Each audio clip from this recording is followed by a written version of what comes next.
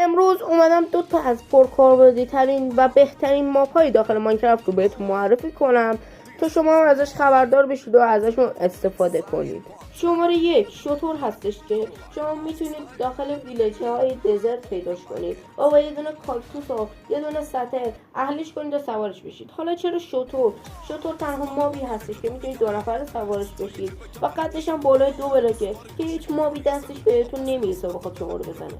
شماره 2 شالکر هستش که شالکر رو شما میتونید داخل NCT های اند پیداشون کنید و حالا میگید به چه دردی میخوره. خب وقتی شما بیاید شالکرها رو بکشید و شالکر شل به دست بیارید، میتونید این شالکر شل ها رو بردارید و ببرید داخل یه دونه از این کرافتینگ تیبل ها. به این ترتیبی که من بهتون میگم، یه دونه چست وسط بذارید و یه دونه شالکر شل پایین و یه دونه شالکر شل بالا، یه دونه شالکر باکس داشته باشید. حالا این شالکر باکس ها به چه